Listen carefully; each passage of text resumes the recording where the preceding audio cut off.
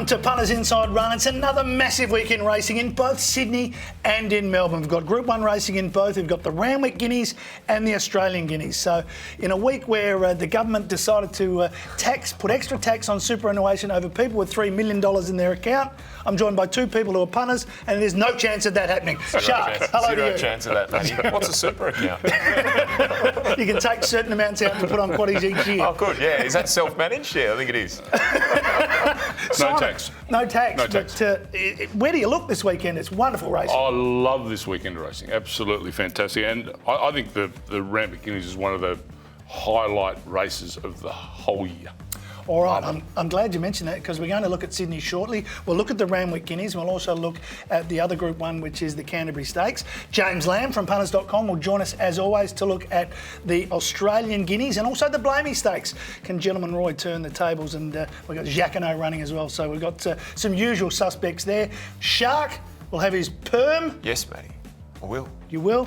And somehow we're going to get 4 legs in the perk, not 3 legs in a stick. And Gloria last week, Gloria Steinem. Anyway, that's another story. Let's get into Sydney. Let's get stuck into it. And 7 group races on the card, including the 2 slipper lead-ups. We're going to steer clear of the Todman and the Riesling. We'll start with the Canterbury Stakes. Weight for age over 1,300 metres. We get a Kiwi here. Is this the best Kiwi horse? Is this the best horse in the country in New Zealand? Ooh, it's hard to argue that she's not Imperatriz, Matty. She's in career best form, isn't she? She's always been elite over there as she's gone through her age group. I think now we're seeing a race-fit horse, the absolute peak of her powers. Very, very hard to work around her unless you are one of those punters that avoids odds-on prices, because I think that's what we're going to have to take. We're going to have to take odds into the on. red now. Yeah, we're going to have to take odds on. First go in Australia, Group 1. It's not an easy assignment when you look at it like that, but she's got the form on the board.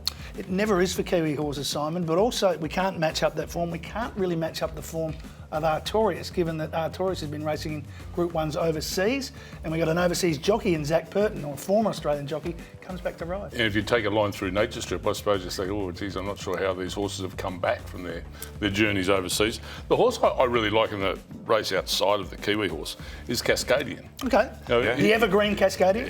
Evergreen Cascadian. He's now proven to go at this level and go consistently at this level. And we only think back to the Championship Mile. He was fantastic in that Championship Mile in the spring. Fresh legs for him for the autumn. I give him a real shot.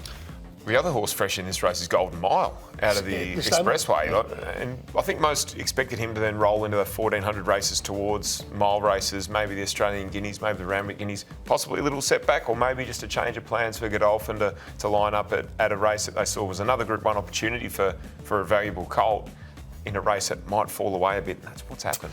Early money says Lombardo's going to run a hell of a race. There's a bit of early money for that, but let's get your tips for the Canterbury Stakes. I'm with Imperatriz. I think she's unavoidable as the top pick given how she's going.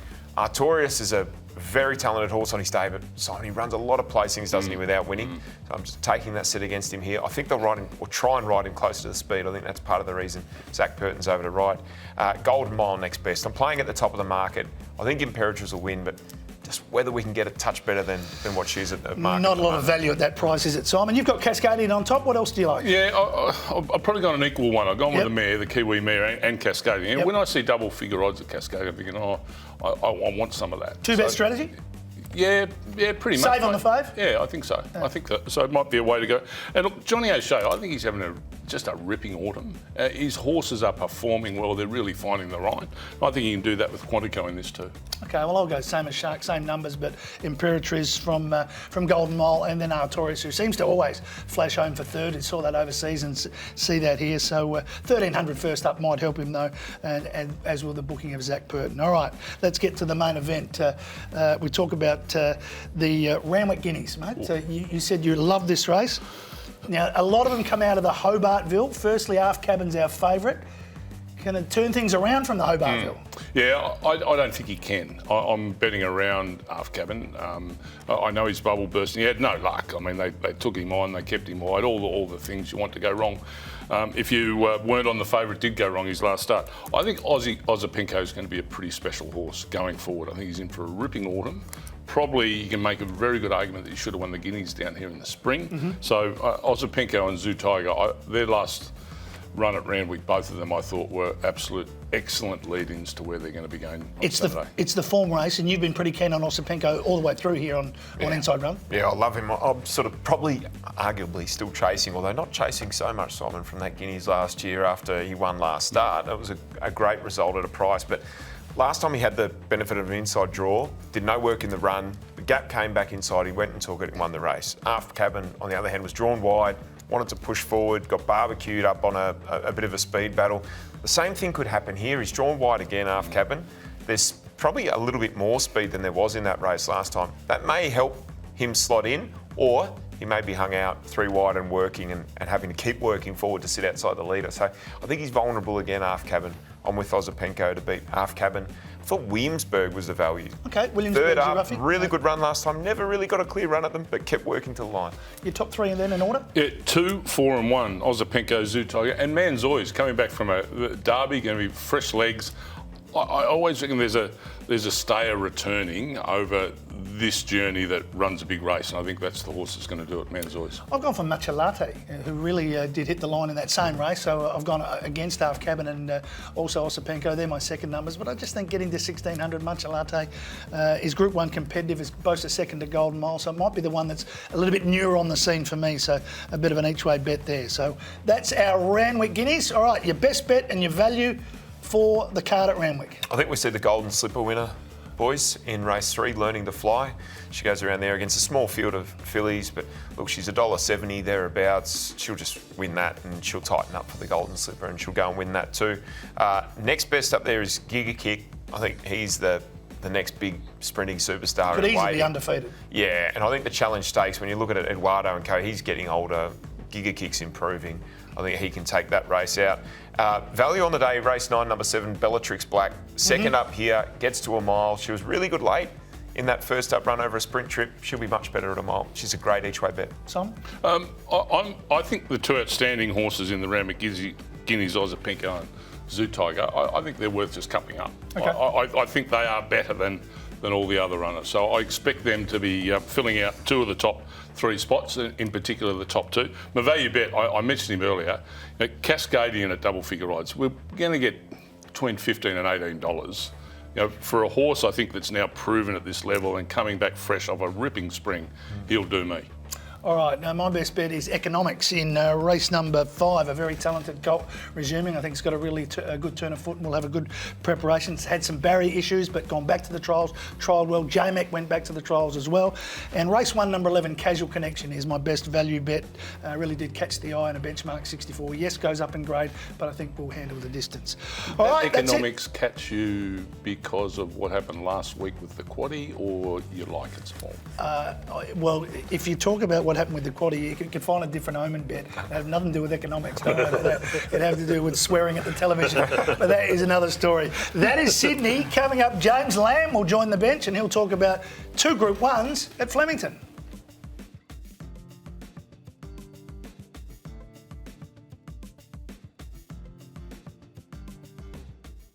If you're in love with racing, then you'll love the new betting brand for racing fans.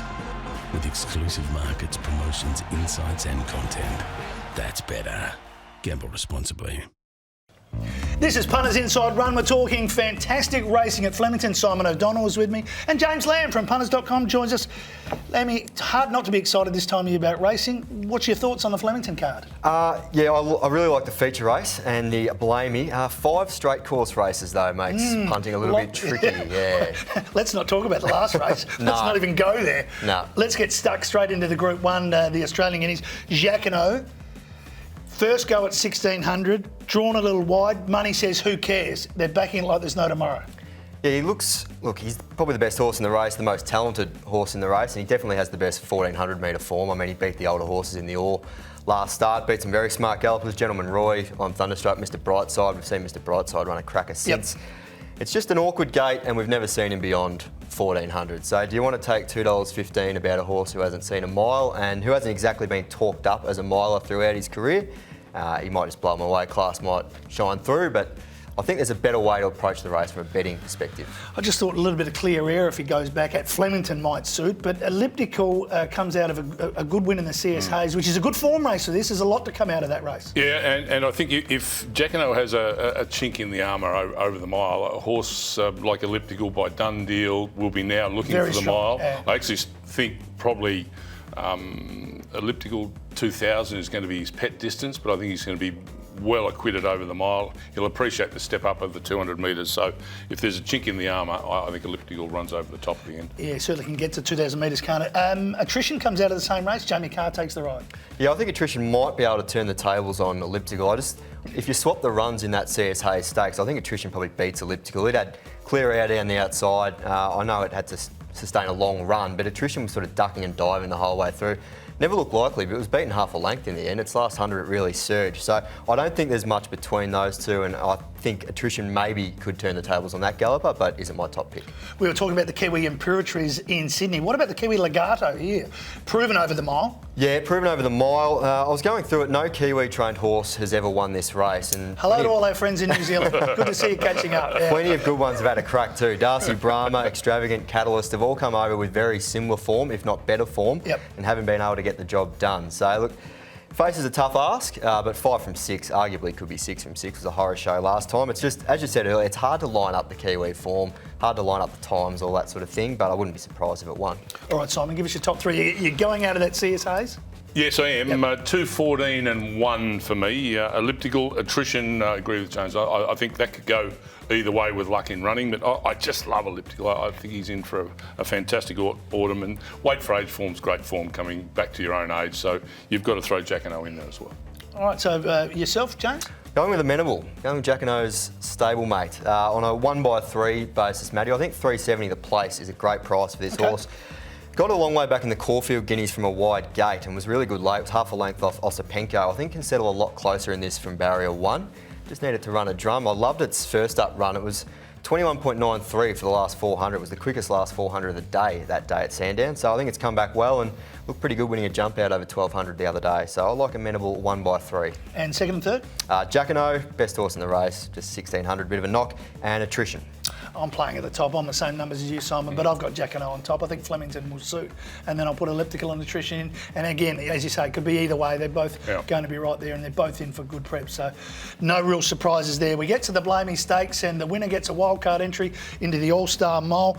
I guess, Simon, it stands to reason if you like Jacquinot coming out of the CF4, then you've got to like Gentleman Roy, who's proving to be very hard to get past. Yeah, you do, and he is hard to get past. He's just a horse that when you come up to challenge, he says, "Beauty, game on." And I think that's exactly the way he's going to race here in the Blamey. The horse that keeps catching my eye and just keeps stepping up the plate is Pounding for Pete Moody. We underestimated last start, didn't we? We really did. And I thought, oh, wow, hang on, take note. So I've taken note, and I think he's a genuine top 3 chance. Okay. What did you make of Tuvalu in the CF4? 1600 is better. I mean, the 1600 form is good. Second up won a Turak and also second in a Cantal, Alligator Blood. So Tuvalu loves the mile. Yeah, second up record, really good, as you mentioned. 6 starts over the mile for 3 wins in 3 seconds. Never been further back than top 2.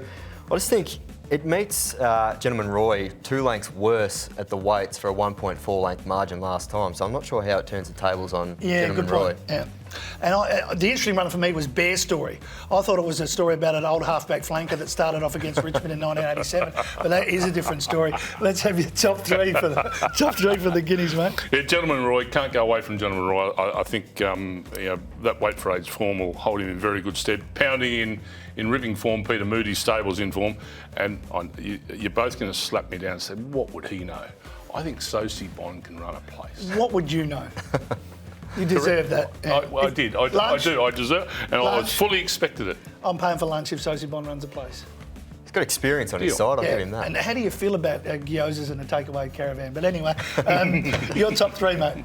Gentleman Roy. Love Roy. He's been very good to me over the journey. Sticking with him. We said that Tuvalu stepping up to the mile is a big plus for that horse, but Gentleman Roy's no slouch either. He loves the mile. 3 from 4 at Flemington too. The long straight, you'd think maybe a front runner, it's not that suitable, but as Simon said, horse comes up alongside and he just finds another gear. He loves a scrap, so I think Gentleman Roy is the top pick in that and my best on the card. And I've got Uncle Bryn. I've got the same two, top two, no surprise there. I've got Uncle Bryn speaking through the kick because I thought it might win first up, but gets the favourite distance of 1,600 metres here. So Uncle Bryn in for third. All right, your best bet and your value bet at Flemington. Okay, race 5, number 7 for me, my best bet is I'm a Shelby. Citizenship, race 6 and number 12 is my value bet for the day. It comes down from Sydney, a 3-year-old colt, first time up the straight, which I think won't bother too much. And I've got an Omen bet. I love Omen bets. Give us your Omen bet. Well, call sign Mav. Tom Cruise. Yeah, Top Tom Gun. Cruise. Yeah, nominated. Nominated this week. Yeah, best movie. Cool. Best movie. Well, Yeah. that's a whole new Maverick. show. Yeah. Top Gun, Maverick. First one was better. Bet of the day. Call sign Mav. Name your price. Let's hope Maverick's plane is a little more reliable than call sign Mav. Talk to me, Goose. Give us your best bet and your value bet. Roy's my best, but my next best was Timor in race 2, number 5. So Unusual's been good to us, good to punters over this prep, but I think there's probably a little bit more scope for improvement with Timor up to 2,500. Overseas form says it will stay all day. Best value race 5, number 10, Queen Air. It's a filly on the rise. It's probably got a bigger ceiling than a lot of its rivals on Saturday. Taking on a lot of horses who have been up forever, very deep into their prep. Thought Queen Air was a bit unlucky last start after bombing the start in the Vanity, and I think third up at 1,600 looks ideal. My best bet is the one you mentioned early in the day in Timor to get to that 2,500. Really did catch the eye over the 2,000, getting home fast last start. My best value bet is an Annabelle Neesham runner. Hopefully stays as a dual acceptor. Race 4, number 1, Lady Laguna. Keeps running on over the... last time was first up in the Gazette, and I think it just likes a good surface. So we'll go with Lady Laguna, double figure odds. Thank you, Mav. Earth. Remember that question he was asked? Where am I? Earth. You're on Punters Inside Run. That's exactly where you are. And after this, we're going to forget Mav. We're going to talk the perk and the perm.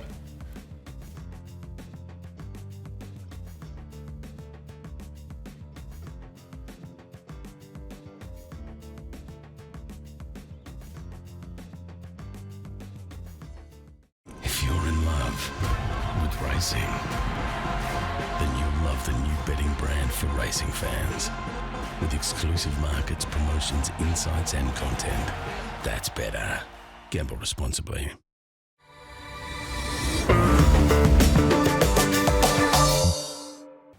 This is Punters Inside Run, and to wrap up the week, we're trying to find a big collect, and we do that through the perm, which is the Punters Inside Run multi, courtesy of Shark. Shark. Hello, Matty.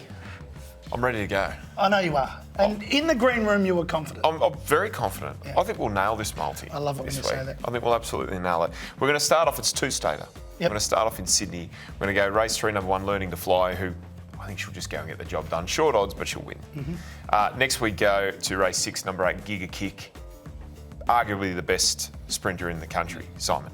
Then we go to Flemington, race 8, number 4, Gentleman Roy, who will lead in the blaming. We all like Roy. Everybody likes Gentleman Roy. I think it's a positive note to finish off the multi. $10.90 for that multi. $10.90. So we'll be barracking for Roy to just hang on there, Roy, hang on.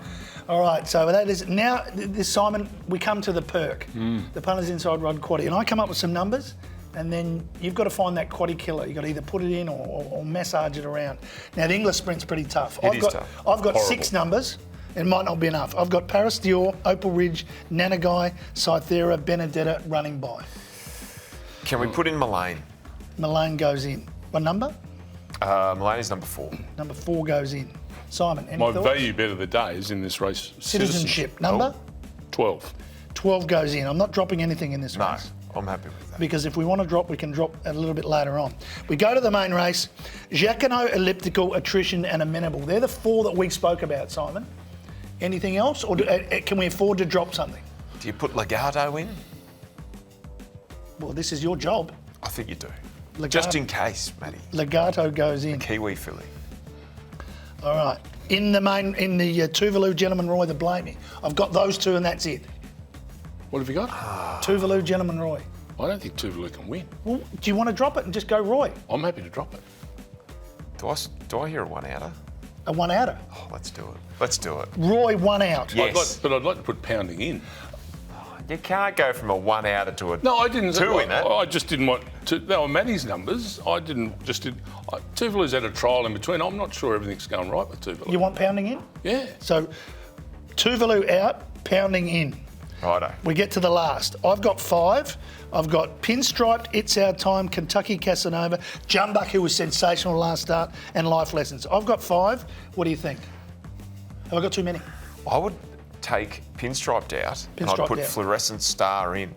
Right. Very good down the straight, Fluorescent Star. Yep. Simon. I'm saying nothing. Okay, good. That's why, because we're over time, so the less you say, the better. Because what I've done the last taking that Tuvalu out, I won't sleep for a few nights. That's all right. What happens if it looms? Oh, it'll loom. Just a nice brandy before you go to bed, some warm milk, you'll be fine. All right, so Pinstripe goes in, Fluorescent. So we have 8 by 5 by 2 by 5. That's 25% for $100. Perfect, I like that.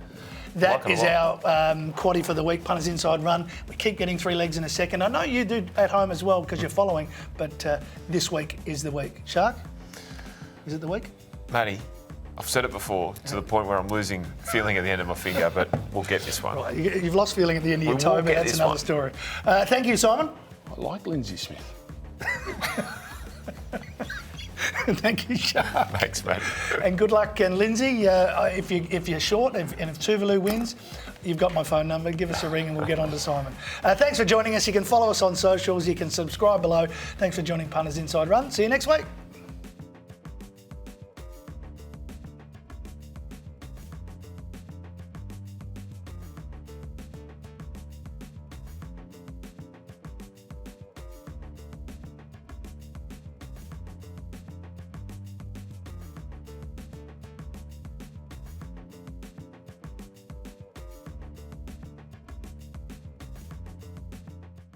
If you're in love with racing, then you'll love the new betting brand for racing fans. With exclusive markets, promotions, insights, and content. That's better. Gamble responsibly.